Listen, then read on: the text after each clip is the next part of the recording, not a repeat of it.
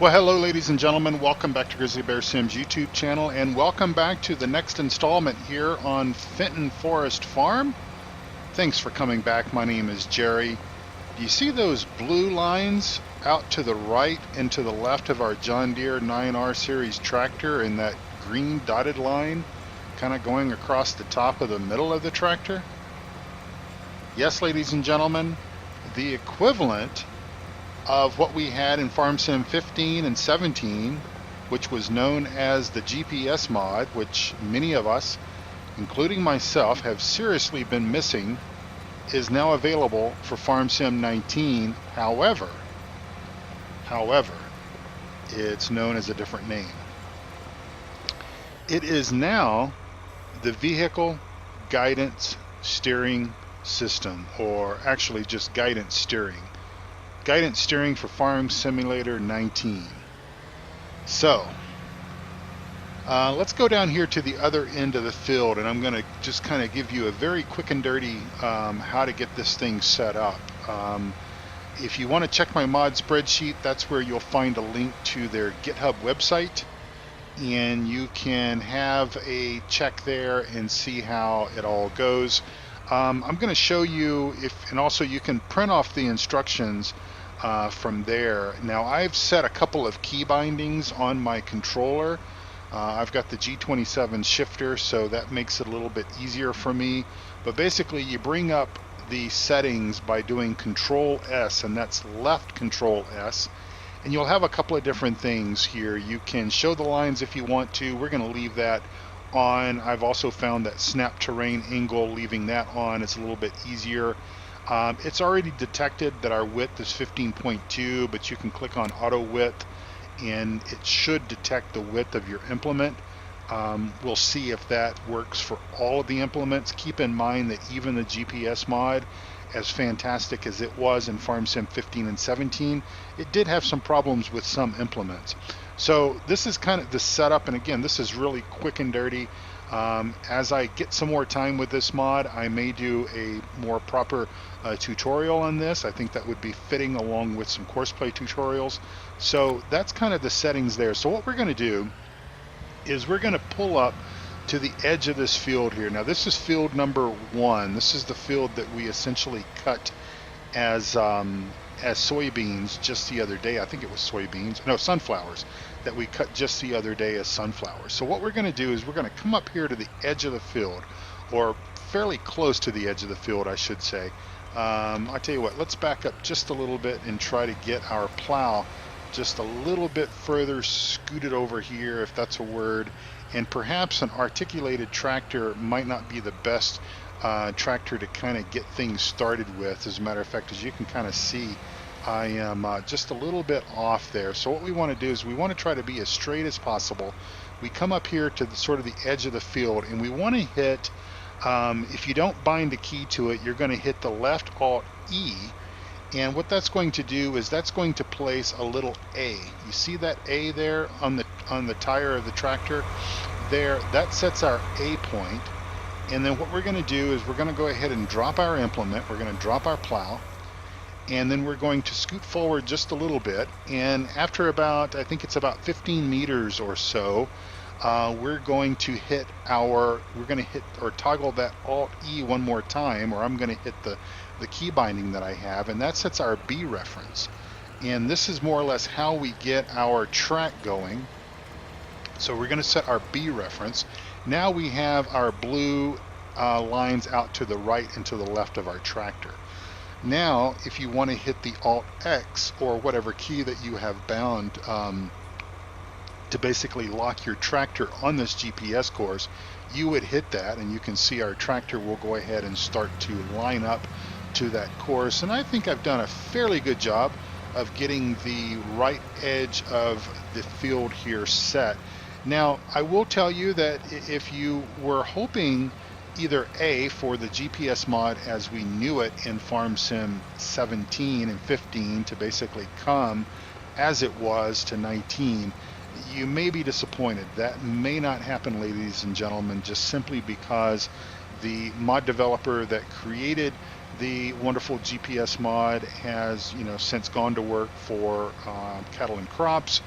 And if we're all respecting his wishes, we would not be tinkering with or tampering with or trying to hack and get that mod as he created it for 15 and 17 working for 19. We either need to let him do it or let him give permission to someone else to do it, but in any event, that's not available. So this one is. And this has been developed by the individual by the name of Wopster, W-O-P-S-T-E-R.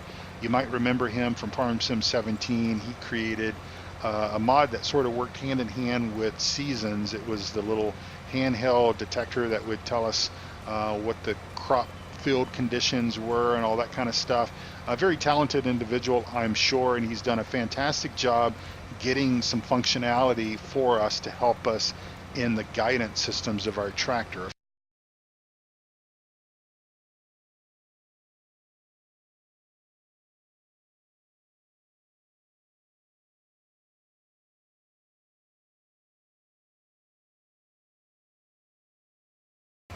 I will also add that much like many of the mods that we have available for Farm Sim 19 at this particular point in time in the game itself, this is very much a beta mod, maybe even considered alpha, but I've had maybe a total of about an hour with this so far, and I was able to pretty much figure it out from just reading the information on the GitHub website and just do a little bit of experimentation, and everything works fine. Now, from what I can tell, there is no way to really save these settings for this field.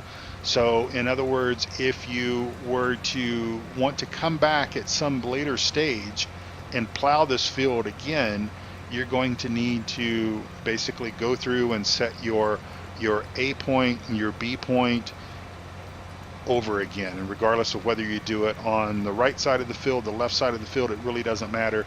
You're just going to need to do that. Now, our friend Chris, who is a friend of our channel and a friend of mine, also told me that he sort of found out that if you were to, for example, if you were to run out of time in your gaming session and you needed to go eat dinner, go to work, go to bed, whatever the case might be, and you were to save your game, or in other words, stop your game, and then save your game, save your progress and everything, thinking that you could come back tomorrow, just leaving the tractor on the field, and it would remember these grid lines and everything, well, you would be mistaken. It's not going to do that. It's going to forget those lines. Now, I've not tested that. I'm just taking his word for it, but Chris has had a little bit more time with this mod than I have, so I believe that what he says is true, at least for the stage of where the mod is now. Now, it's possible you're going to see this video probably about Thursday time frame, so it's possible that maybe there's been some updates to the mod. I don't know how frequently Wopster is making updates to it. I just downloaded the version that was available as of Monday, the 4th of February, and obviously, just like I do with Courseplay, I will just check frequently and try to always make sure that I'm running the latest and greatest version. So at least, I mean, I am hands off the wheel, foot on the accelerator. I am plowing in a straight line. Now I'm going to go ahead and set cruise control here because we're going to see something a little bit different when we have cruise control on. Now, all the auto turnings and all that kind of stuff, we think that's functionality is going to be forthcoming, that it will be coming out at a later stage.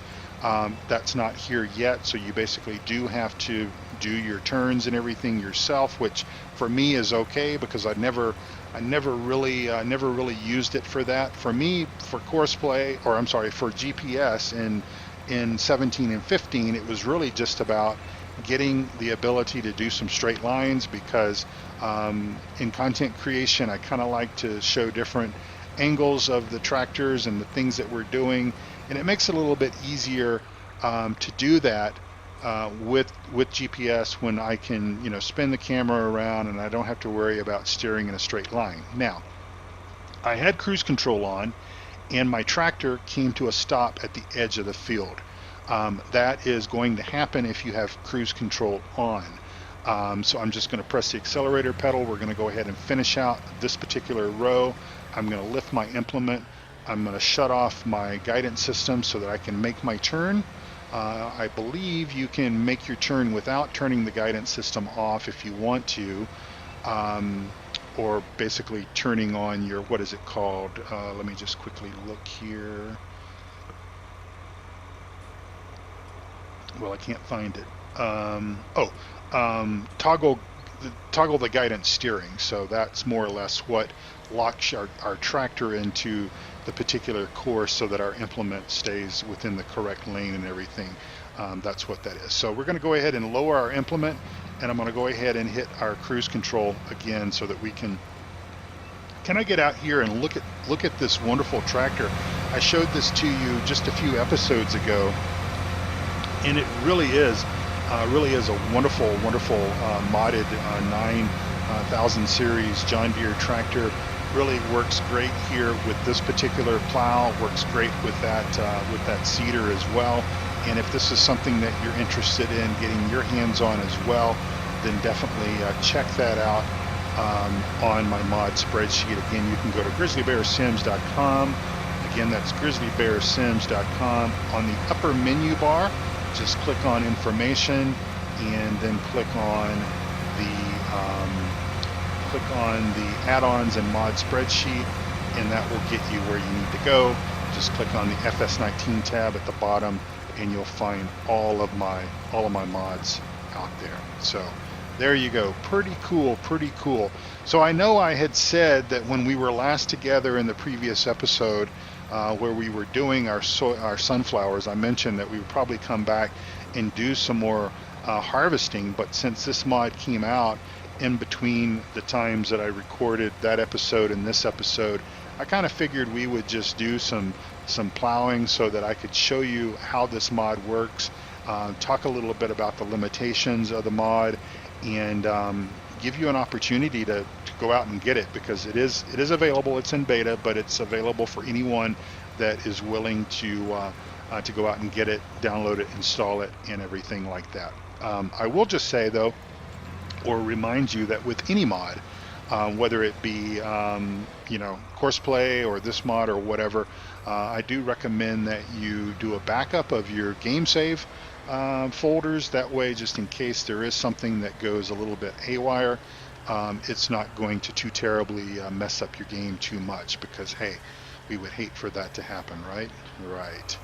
All right, so I have some additional thoughts to kind of talk about for the remainder of this episode. We're about halfway through, and I suppose maybe about halfway through this field here. And I will just finish up my initial thoughts on this particular mod. As far as this guidance system mod goes, I think it's fantastic that what Wobster has done, and obviously he has filled a very necessary gap in what we have been used to having with 15 and 17, and what we haven't had for 19 for quite some time. My only concern is that while I think we all like to have, and I will say I absolutely love the fact that you have to purchase the GPS system into each tractor, and I forgot to mention that at the top of this segment, because unlike the old GPS in Farm Sim 15 and 17, where you just basically installed the mod, activated the mod, and you had it across your entire fleet of vehicles, you have to basically purchase the GPS functionality with each piece of equipment that you buy in the shop.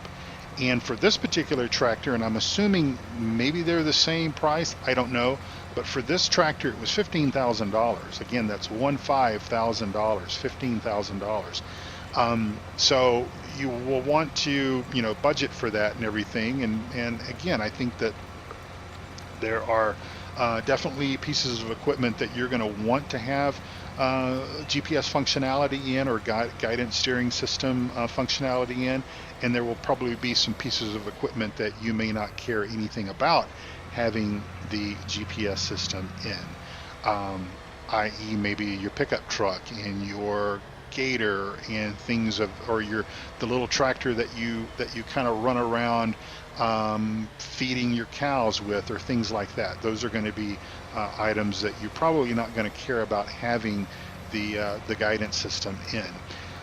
But I will just say that again, while I think that's fantastic, that's a great concept, even though it costs $15,000 a pop potentially. I think that we don't want to get necessarily too far away from how things worked with the other mod. And what I mean by that is, I guess people are creatures of habit. And when you start getting too far away from something that people have been used to for several iterations of a game, it can, it can basically, I think, take some time to build that user base up and build that confidence and build that appreciation and all that kind of stuff. So hopefully, Wobster will not veer too far from how things work. Hopefully he will figure out a way that, once you lock your field dimensions, your field course in, it can save that, because I'm pretty sure in the real world that's the way it would work. These guys don't have to do that initial setup every single time that they go out and work in a field, pending they haven't changed the dimensions of the field. Of course, I'm not 100% sure of that because I'm not a real-life farmer, but I would think that these systems are sophisticated enough to prevent you from having to do that. But what I was going to talk about in this episode, and what I will sort of finish out the remaining 12 to 15 minutes or so that we're together, is mods. Where are the mods, ladies and gentlemen? And I'm not talking about the mods that come out from folks that post them on Mod Hoster, or that are in development on GitHub and stuff like that. Because we do have quite a few things are currently in progress and everything. I'm talking about the mods on the Giants Mod Hub. And I have a question for you. How many Challenger skin tractors are really necessary? Now, if you're a fan of the Challenger tractor, then you may say the more the merrier.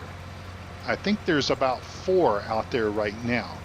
I'm sort of thinking that maybe that's enough. Maybe for right now, that's enough Challenger skin tractors. And I'm not hating on those that do that type of modding and everything. I love our modding community, and I support these guys, and I respect these guys, these people that do this type of work. And really and truthfully, my questioning, my line of questioning, my thought process is more along the lines of being directed to Giants. And that is, where are the maps? Where are the map mods? Now, I happen to know that there's several very good maps from very good map creators, map authors, that are in some stage of the process to being approved by Giants and being added to the Giants Mod Hub. Now, I understand, to be fair, Giants handles things first come, first served. In other words, whomever submitted the first mod for Farm Sim 19, that's the mod that got looked at by Giants, and ultimately that's the mod that most likely got approved first, pending that there were no problems.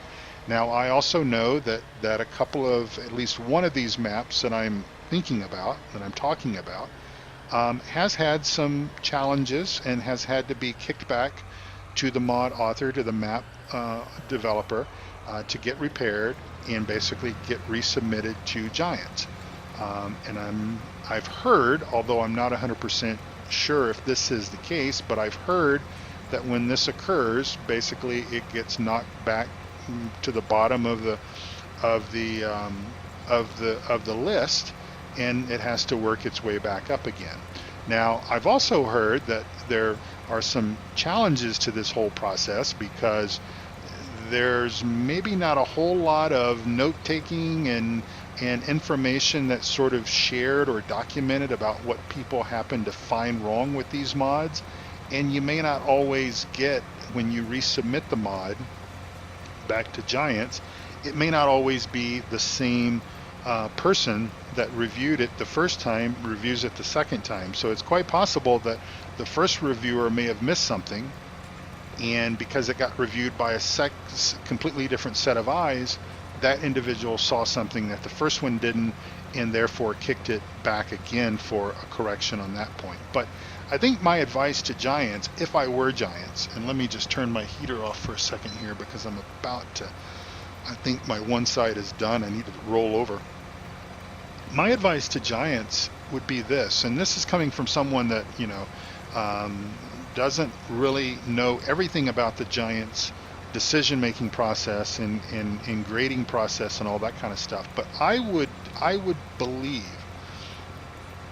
that Giants would be best served by having at least two different teams of people reviewing mods.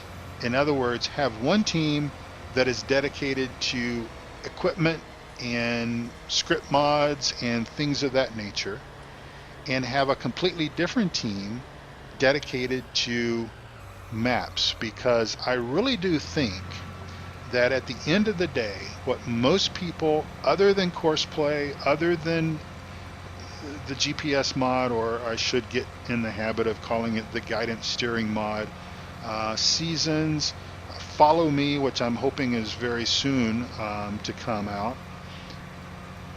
The thing that most everyone wants,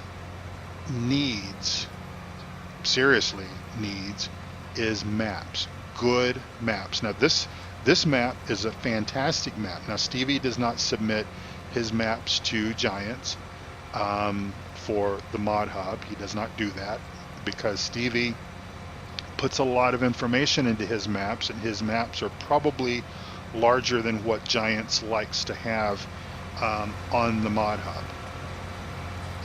Second to that, Stevie is basically waiting for Giants, which we're all waiting for Giants to release the final patch, or at least the next patch, to see what that's going to break before Stevie decides to essentially release this map into basically the general public, or saying that it's ready to go. It's for everybody. So I would think that Giants would get things done quicker if they had two different teams, if they at least had a team looking at everything else and a team looking at the maps. Because like I was going to say, I think we've got enough tractors in game, we've got enough plows, we've got enough seeders, we've got enough combines, we've got enough of a lot of those things. In other words, we have pretty much everything that we need to be able to create our farming empire, with the exception of good modded maps. And I think that's what everybody really truly wants and is ready for, because I really think that most people are kind of over the Giants maps, they're over Ravenport, they're over Felsbrunn.